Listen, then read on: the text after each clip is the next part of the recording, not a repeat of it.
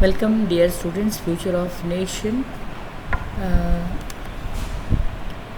मैं doctor Shalini Sharma, associate professor political science, Markanda national college. आज हम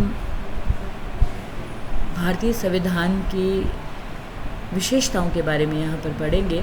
फीचर्स ऑफ इंडियन कॉन्स्टिट्यूशन। जैसा कि आप सबको मालूम है कि लंबे अरसे तक हम एक गुलाम मुल्क में रहे। हम गुलामी की जो जजीरे थी उन्होंने हमें घेर करके रखा, और जब हम आज़ाद हुए तो हमारे समक्ष बहुत प्रश्न थे। उनमें जो सबसे बड़ा प्रश्न था वो ये था कि भारत में किस प्रकार की राजनीतिक व्यवस्था रखी जाए, भारत में किस प्रकार से सरकार बने, किस प्रकार से शासन चले, किस प्रकार से कार्य हों। और इन सब बातों को मद्देनज़र रखते हुए भारत में एक ऐसे संविधान का निर्माण किया गया जो सभी का संविधान था, जो सभी के काम आ सके, जिसमें सभी जो व्यक्ति हैं स्वयं को सुरक्षित अनुभव कर सकें। और इस संविधान के माध्यम से सभी जातियों को, सभी धर्मों को, सभी तरह के लोगों को इक्वालिटी के दर्जे पर लाने का प्रयास किया गया। तो संविधान की विशेषताएं जब हम पढ़ेंगे, उससे पहले मैं आपको बता दूँ, ये भारत का संविधान आपको दिखाई दे रहा है। ये जो ब्लैक कलर में एक पुस्तक है, संविधान के बारे में जब हम बात करें तो संविधान विशेष कानूनी शुचिता वाले लोगों के विश्वास और आकांक्षाओं का दस्तावेज है। देश के बाकी सभी कानून और रीति रिवाजों को वैध होने के लिए इसका पालन करना होगा। भारत का संविधान 26 जनवरी 1950 को लागू हुआ था, जिसमें 395 अनुच्छेद, 8 अनुसूची और 22 हिस्से थे। यह दुनिया का सबसे विस्तृत लिखित संविधान है। वर्तमान में भारत का संविधान 465 अनुच्छेद जो 25 भागों और 12 अनुसूचियों में लिखित है समावेशित है। समय समय पर संविधान में कई संशोधन किए गए, जैसे 42वें संवैधानिक संशोधन अधिनियम द्वारा 1976 द्वारा कई बदलाव किए गए। तो आप ये जानते रहिए, संविधान किसी भी देश का मौलिक कानून है जो सरकार के विभिन्न अंगों की रूपरेखा और मुख्य कार्य का निर्धारण करता है। साथ ही यह सरकार और देश के नागरिकों के बीच संबंध भी स्थापित करता है। आपको मैंने बताया कि भारत में जो है संविधान के 465 अनुच्छेद हैं जो 25 भाग और 12 अनुसूचियों में लिखित हैं। हालांकि संविधान की कई विशेषताएं हैं, जैसे धर्मनिरपेक्ष राज्य, संघवाद, संसदीय सरकार एक्सेट्रा। आप इस बात को समझने की कोशिश कीजिएगा कि संविधान, यदि साधारण शब्दों में हम बात करें तो संविधान एक लिखित प्रलेख है, एक लिखित दस्तावेज है, जिसमें उस देश के कानून के बारे में, उस देश की सरकार के बारे में, उस देश के शासन के बारे में, उस देश में किस तरह से एक निर्वाचन प्रणाली होगी, उस देश में जो सरकार है वो कितने प्रकार की होगी। जैसे अगर हम सरकार की बात करें तो आप सभी जानते हैं कि सरकार को हम 3 भागों में बांटते हैं बेसिकली। तो ये सब के बारे में हम यहाँ पे स्टडी करते हैं।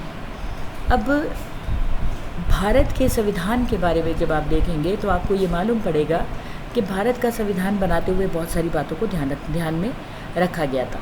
हम एक नए घर का कंस्ट्रक्शन करते हैं तो हम पुराने घर की सभी खामियों को उसमें से निकाल देते हैं। हम ये सोचते हैं कि हमारे पुराने घर में किचन छोटी थी, हमारे पुराने घर में जो भी हमारी खामियां होती हैं, हम नए घर का निर्माण करते हुए नई नई बातें, अच्छी बातें उसमें शामिल करना चाहते हैं। भारत के संविधान के साथ भी ऐसा हुआ। भारत के संविधान निर्माताओं ने कई तरह के संविधानों का अध्ययन किया। इसका एक अलग से लेक्चर आपको मिलेगा, आप उसमें सुनेंगे कि भारत का संविधान अनेक सोर्सेस से लिया गया कॉन्स्टिट्यूशन है, अनूठा संविधान है। जब हम भारत में संविधान की विशेषताएं पढ़ेंगे तो आप ये मान करके चलिए कि एक तरह से आप पूरा भारत के संविधान का जो आपका सिलेबस है उसको कवर कर लेंगे, और इसी सिलेबस को हम आगे इस सेमेस्टर के अंदर डिटेल में पढ़ेंगे। तो चलिए भारत के संविधान की विशेषताओं पर हम चलते हैं। तो भारत के संविधान की जो मुख्य विशेषताएं हैं, उनमें जो सबसे पहली विशेषता है वो है लिखित और विस्तृत संविधान। भारत का जो संविधान है वो एक लिखित संविधान है, और हमारा संविधान लंबे विकास की देन है। जैसा कि हम सब जानते हैं ब्रिटिश संविधान के बारे में कि ये एक अलिखित संविधान है।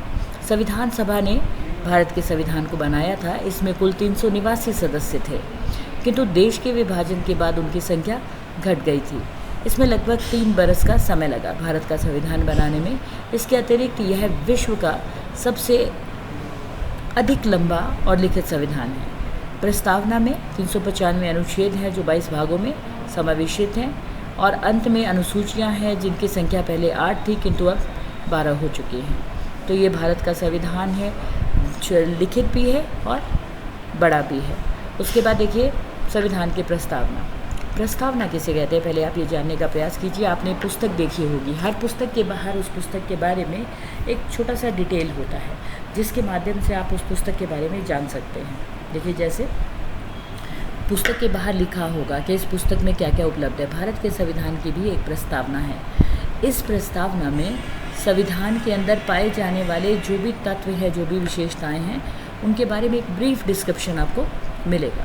तो भारत के संविधान की प्रस्तावना शुरू कहाँ से होती है? We the people of India having solemnly resolved. We मतलब हम भारत के लोग, भारत को संपूर्ण प्रभुसत्ता संपन्न। भारत के संविधान निर्माताओं ने जब हम शब्द लिखा होगा तो उसका तात्पर्य होगा वो लोग जो संविधान बना रहे हैं, वो लोग जिन पर यह संविधान लागू होगा, और आने वाली वो सारी जनरेशन्स जो इस संविधान के अंतर्गत आएंगी। तो ये भारत के संविधान की प्रस्तावना में लिखा गया है। और प्रस्तावना में बहुत सारी ऐसी चीज़ें हैं जिससे आप भारत के संविधान के बारे में जान सकते हैं। अगर आप बहुत अच्छे विद्यार्थी बनना चाहते हैं तो आप ज़रूर भारत के संविधान की प्रस्तावना को ही याद कर लें। तीसरा है संपूर्ण प्रभुसत्ता संपन्न समाजवादी धर्मनिरपेक्ष राज्य की स्थापना। इसने भारत को प्रभुसत्ता संपन्न राज्य बना दिया। अब भारत किसी विदेशी सत्ता के अधीन नहीं है, ये आप जानते हैं। लोकतांत्रिक समाजवाद को मान्यता दी है जिसका रूप इंग्लैंड के फेबियनवाद से मिलता जुलता है। भारत में अनेक धर्म व मत हैं, अतः सभी को एक समान एक समान सबको अधिकार दिया जाता है। भारत धर्मनिरपेक्ष है, अर्थात यहाँ पर धर्म के आधार पर कोई भेदभाव नहीं किया जाता। देश में लोकतांत्रिक व्यवस्था है। सत्ता जनता के पास है जिसका प्रयोग उसके निर्वाचित प्रतिनिधियों के हाथ में होता है। शासन सीमित व उत्तरदायी है। राष्ट्रपति का पद निर्वाचित होता है, वह राज्य का अध्यक्ष होता है। अतः भारत एक गणतंत्र है। फिर है संसदीय शासन प्रणाली। भारत में संसदीय शासन प्रणाली है, इसलिए राष्ट्रपति को राज्य का अध्यक्ष बनाया गया है जिसके पास नाममात्र की शक्ति होती है। वास्तविक सत्ता मंत्रिपरिषद के पास होती है जिसका अध्यक्ष प्रधानमंत्री होता है, जो सामूहिक रूप से लोकसभा के प्रति उत्तरदायी है। मंत्रिपरिषद तभी तक पद पर रह सकता है जब तक उसे लोकसभा का विश्वास प्राप्त होता है। ऐसी व्यवस्था राज्यों में भी है जहां गवर्नर को अध्यक्ष बनाया गया है किंतु वास्तविक सत्ता मंत्रिपरिषद के पास होती है। 1976 के 42वें संवैधानिक संशोधन ने राष्ट्रपति को अपने मंत्रिपरिषद के परामर्श के अनुसार कार्य करने के लिए बाध्यकारी बना दिया था। ये आपको मालूम होना चाहिए। उसके बाद देखिए संघात्मक शासन प्रणाली, परंतु उसका झुकाव एकात्मकता की तरफ। भारत में संघात्मक शासन प्रणाली पाई जाती है। भारत में जितनी भी शक्तियाँ हैं वो सब 3 भागों में बांटी गई हैं, एक संघ सूची, एक राज्य सूची और समवर्ती सूची। इसके अतिरिक्त यदि कोई विषय बच जाता है तो उस विषय को अवशिष्ट शक्तियों के अंतर्गत डाला गया है। संघ सूची पर कानून बनाने का अधिकार केंद्र को है, इसमें 97 विषय शामिल हैं। राज्य सूची पर कानून बनाने का अधिकार राज्यों को है, इसमें 66 विषय शामिल हैं। समवर्ती सूची के ऊपर केंद्र और राज्य दोनों कानून बना सकते हैं, इसमें 47 विषय शामिल हैं। लेकिन अगर केंद्र और राज्य में किसी बात को लेकर के आपस में कोई तनाव हो जाता है तो ऐसी स्थिति में ये जो अधिकार है केंद्र के पास चला जाता है। और ये 3, इसके अतिरिक्त यदि कोई और मुद्दा सामने आता है उसे अवशिष्ट शक्तियों में शामिल किया जाता है और ये अवशिष्ट शक्तियाँ केंद्र के पास होती हैं। तो आप समझिए कि ये जो शक्तियों का बंटवारा है, शक्तियों का जो ये विभाजन है, ये बिल्कुल ऐसे दिखाता है जैसे भारत में पूरी तरह से संघात्मक शासन है, पर ऐसा नहीं है। भारत में संघात्मक शासन है पर एकात्मकता का भी अभाव नहीं है। कभी कभी एकात्मकता आपको दिखाई देगी। ये एकात्मकता कब होती है कि मान लीजिए संघीय व्यवस्था में केंद्र और राज्यों के बीच में शक्तियों का विभाजन है ताकि दोनों सरकारें अपने अपने क्षेत्रों में काम कर सकें। प्रांतों की अपनी न्यायपालिका होती है, लेकिन भारत में सर्वोच्च न्यायालय को शिखर पर रखा गया है, राज्यों के न्यायालय उसके अंडर काम करते हैं। संसद अपने कानून से उच्च न्यायालय के अधिकार क्षेत्रों का निर्धारण भी कर सकती है तथा सर्वोच्च न्यायालय किसी उच्च न्यायालय के निर्णय को पलट भी सकता है। सर्वोच्च न्यायालय के निर्देश देश की सभी अदालतों पर लागू होते हैं। तो कुल मिलाकर के आप ये समझने का प्रयास कीजिए, बड़ा अनूठा सा हमारा संविधान है, इसमें सब तरह की बातें हैं। फिर उसके बाद देखिए अंशतः लचीला और अंशतः कठोर संविधान। अब देखिए किसे कहते हैं अंशतः लचीला और कठोर। जिस संविधान में परिवर्तन करना आसान होता है उसे कहते हैं लचीला संविधान, और जिसमें परिवर्तन करना मुश्किल होता है उसे कहते हैं कठोर संविधान। तो भारत में कुछ ऐसे कई बार कई संशोधन ऐसे होते हैं जिसमें 1/3 समर्थन की ज़रूरत होती है। तो ऐसी स्थिति में जो संविधान है हमारा वो बिल्कुल लचीला दिखाई देता है, और कुछ ऐसे परिवर्तन किए जाते हैं जिसमें 2/3 बहुमत की ज़रूरत होती है, तो उस समय भारत का संविधान आपको कठोर दिखाई देगा। फिर देखिए मौलिक अधिकार और मौलिक कर्तव्य। मौलिक अधिकार और मौलिक कर्तव्य का एक अलग से चैप्टर आपको हम पढ़ाएंगे, लेकिन फिर भी संविधान के तीसरे भाग में मौलिक अधिकारों की विस्तृत सूची दी गई है। ये अधिकार 6 प्रकार के हैं। ये अधिकार 6 प्रकार के हैं। अगर साधारण शब्दों में आप मुझसे पूछें तो मौलिक अधिकार वे अधिकार होते हैं जो किसी देश के नागरिक को इसलिए मिलते हैं क्योंकि वो अमुक देश का नागरिक है। और मौलिक अधिकार क्योंकि मिलते हैं इस कारण से ही कोई व्यक्ति स्वयं को बहुत सुरक्षित अनुभव करता है। संविधान के तीसरे भाग में मौलिक अधिकारों की विस्तृत सूची दी गई है।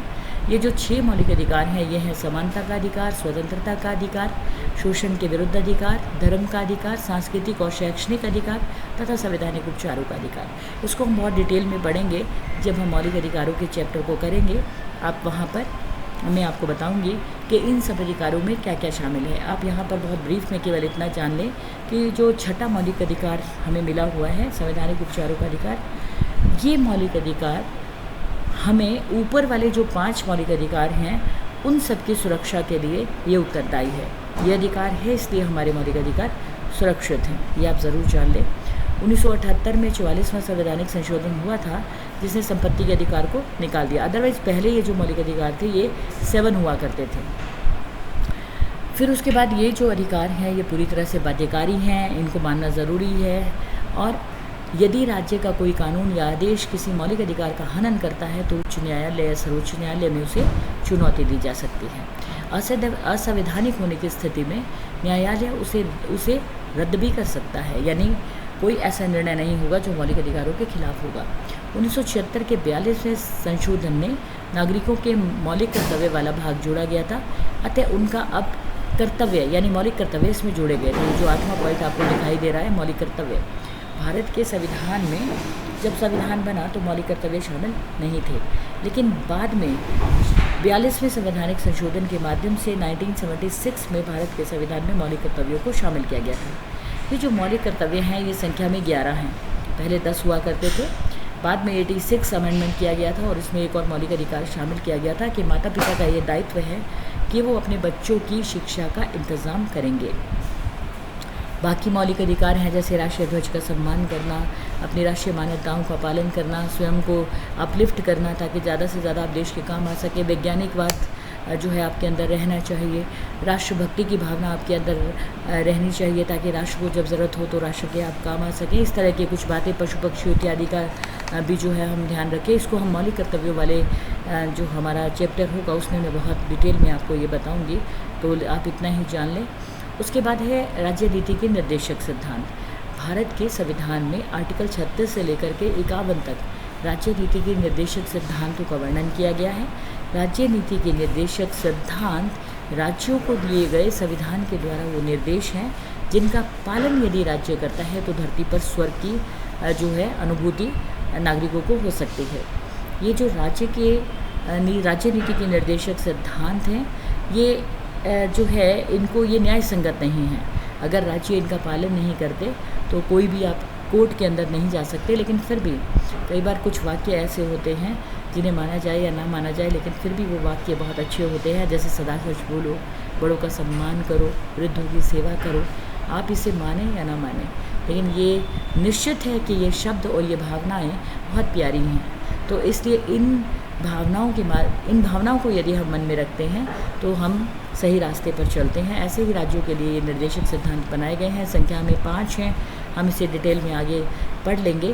फिर उसके बाद देखिए संयुक्त चुनाव प्रणाली और वयस्क मताधिकार।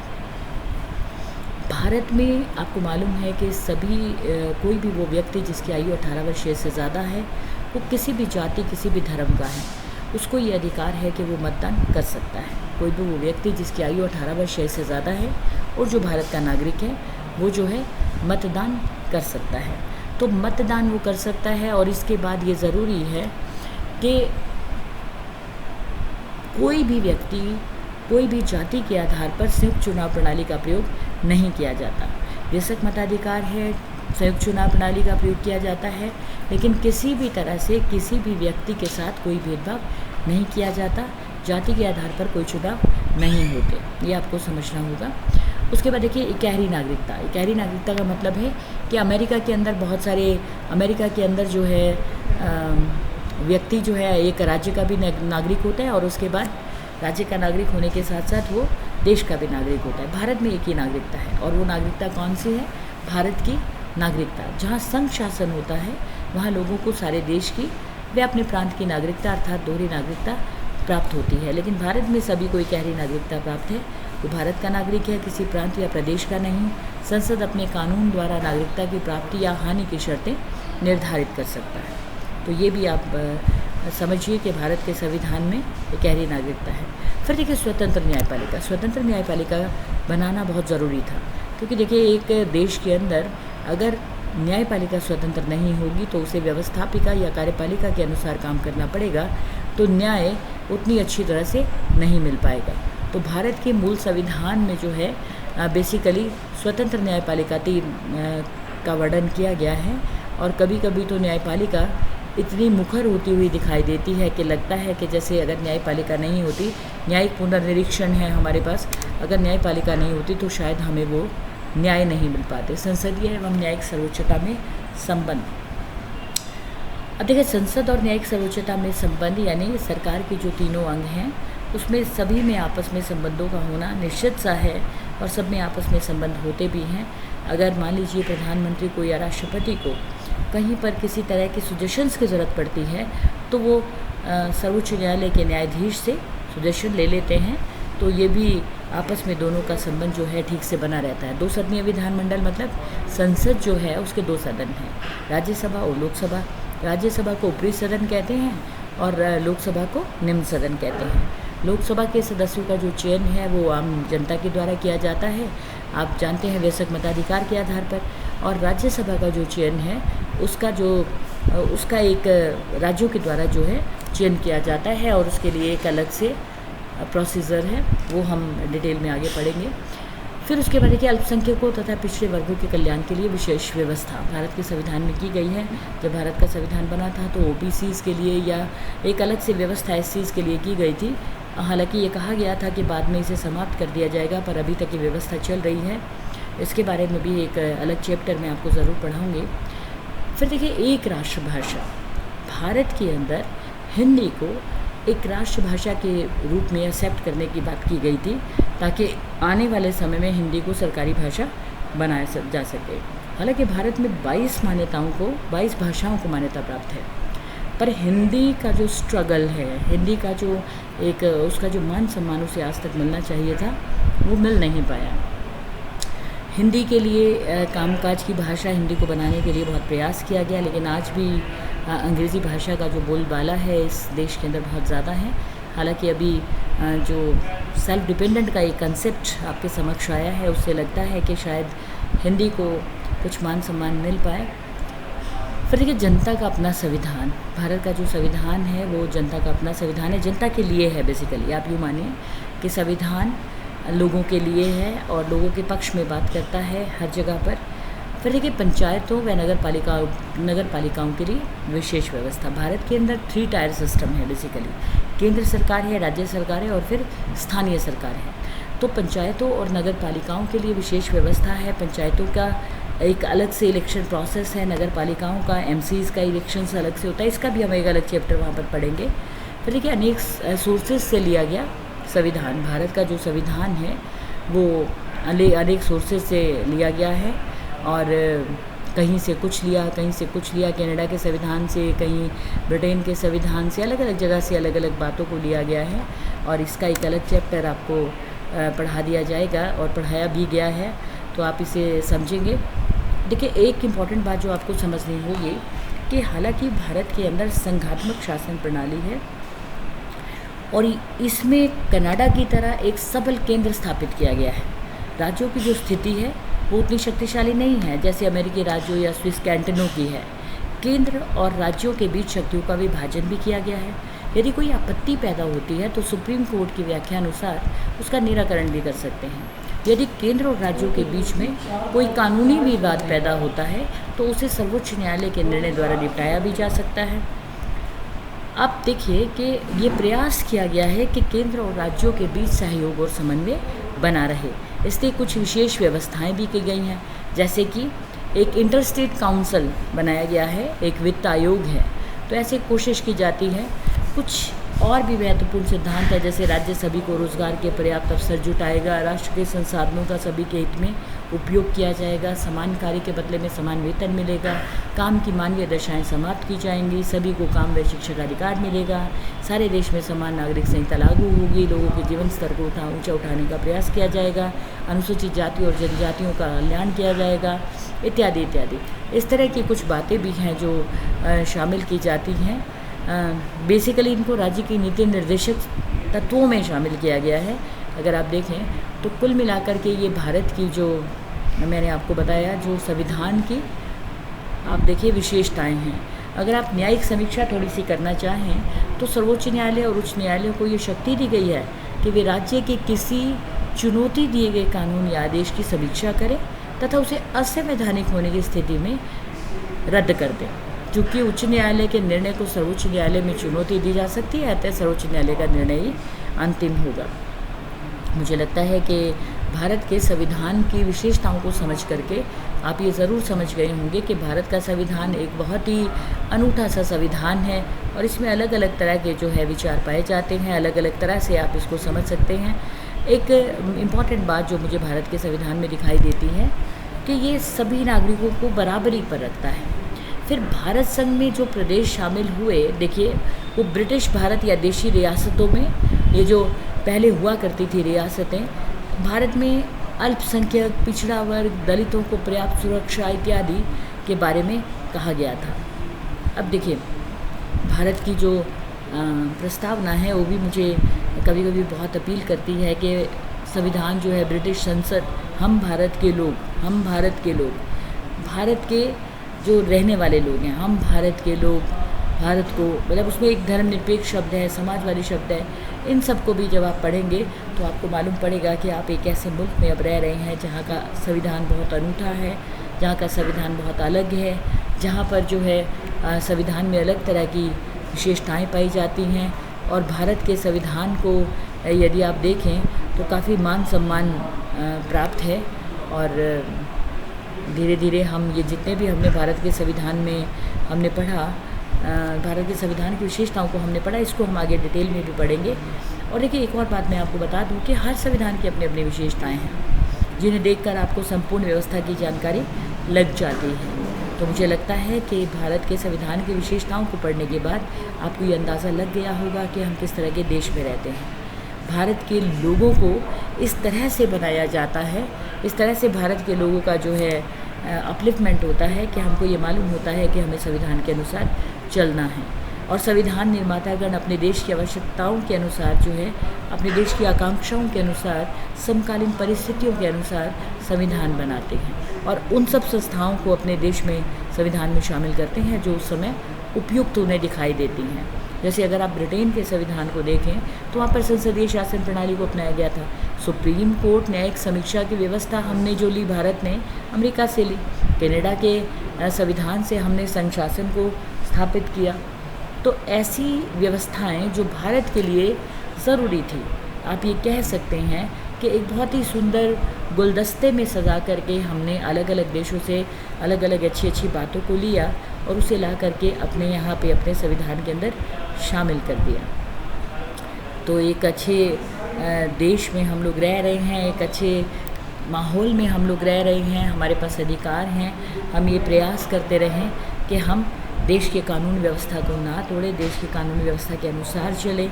हम ऐसा यदि करते हैं तो देश के सभी जो हमारे नागरिक हैं वे ज़रूर कुछ संविधान के अनुसार हम कर पाएंगे। आप देखिए, आप ये ज़रूर समझिएगा कि यदि आप बहुत अच्छे से भारत के संविधान की विशेषताओं को समझ जाते हैं तो आपके लिए आगे के जो चैप्टर्स हैं उन्हें करना बहुत आसान हो जाएगा। मैं जब आपको बता रही थी कि भारत के संविधान में संसद है, संसद के 2 सदन हैं, लोकसभा निचला सदन है और राज्यसभा जो है ऊपरी सदन है। राज्यसभा को उच्च सदन कहते हैं। राज्यसभा एक स्थायी सदन है जिसके 1/3 सदस्यगण हर 2 वर्ष के बाद हटा दिए जाते हैं। लोकसभा का जो सामान्य कार्यकाल है 5 वर्ष का होता है, जिसे आपातकाल तक बढ़ाया जा सकता है। राष्ट्रपति किसी भी समय लोकसभा को भंग कर सकता है। तो ये बातें आप समझिए। निष्कर्ष में हम केवल यही कह सकते हैं कि भारत का संविधान एक लिखित विस्तृत संविधान है। भारत का संविधान एक ऐसा संविधान है जहाँ सभी नागरिकों को इम्पोर्टेंस दी गई है। भारत का संविधान एक ऐसा संविधान है जिसमें जाति के आधार पर, धर्म के आधार पर, लिंग के आधार पर कोई भेदभाव नहीं किया जाता, संविधान के अनुसार नहीं किया जाता। व्यवहारिक रूप में यदि किया जाता है तो वो मनुष्योचित कमियां हो सकती हैं। संविधान की तरफ से ऐसा कोई प्रावधान नहीं है। भारत के संविधान में मुख्य तौर पर नाम मात्र की और वास्तविक कार्यपालिका शामिल है। भारत के संविधान में उसके बारे में भी बताया गया है। संसदीय शासन प्रणाली पर प्रकाश डाला गया है। न्याय व्यवस्था के बारे में बताया गया है और इकहरी नागरिकता है इसके बारे में बताया गया है। मौलिक अधिकार के बारे में बताया गया है। मौलिक कर्तव्य के बारे में बताया गया है। राज्य के नीति निर्देशक तत्वों के बारे में बताया गया है। संघात्मक शासन है, क्यों है, एकात्मकता की तरफ झुकाव है तो क्यों है। आपको मालूम होगा कि भारत में राष्ट्रपति की शक्तियों में शक्तियां शामिल हैं जिनको बोलते हैं इमरजेंसी पावर्स। यानी अगर भारत कभी दिक्कत में आ जाता है तो 3 आर्टिकल्स हैं जिसके तहत जो है राष्ट्रपति के पास आपातकालीन शक्तियाँ आ जाती हैं। आर्टिकल 352 युद्ध अथवा बाह्य आक्रमण के समय। आर्टिकल 300 देखिए समझने की कोशिश कीजिएगा कि युद्ध अथवा बाह्य आक्रमण के समय यदि कोई भी दिक्कत यदि आ जाती है तो हमारा पूरा जो देश है उसकी शासन व्यवस्था एकीकृत हो जाती है और राष्ट्रपति शासन के तहत हम लोग पूरी तरह से जो हमारी संघात्मक व्यवस्था का ढांचा है वो एकात्मकता की तरफ चला जाता है। फिर उसके बाद अगर किसी राज्य में जो है संवैधानिक मशीनरी फेल हो जाती है, यानी कोई भी राज्य अगर वहाँ पर अराजकता फैल जाती है और वहाँ पर वो राज्य ठीक से काम नहीं कर रहा है, ऐसी दिक्कतें अनुभव होती हैं, तो ऐसी स्थिति के अंदर वहाँ पर राष्ट्रपति शासन लगाया जा सकता है। इसका प्रयोग सबसे ज़्यादा किया गया राज्यों में संवैधानिक मशीनरी फेल हो जाने पर। इस जो राष्ट्रपति की आपातकालीन शक्ति है इसका बहुत प्रयोग किया गया, क्योंकि अगर केंद्र में सरकार बीजेपी की है और राज्य में सरकार कांग्रेस की है तो ऑब्वियस है दोनों आपस में एक दूसरे को लाइक नहीं करते। अगर केंद्र में सरकार कांग्रेस की है और राज्यों में बीजेपी की है तो एक दूसरे को लाइक नहीं करेंगे, तो ये प्रॉब्लम है। हालांकि इसका बहुत बार मिसयूज़ भी हुआ।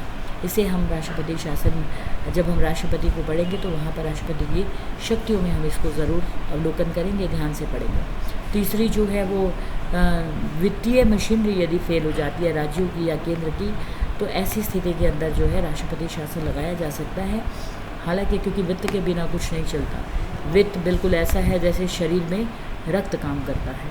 तो अगर वित्तीय मशीनरी देश की ख़त्म हो जाती है तो इसका मतलब देश ख़त्म हो जाता है, तो उसको भी ऐसी स्थिति में भी देश में राष्ट्रपति शासन लगाया जा सकता है।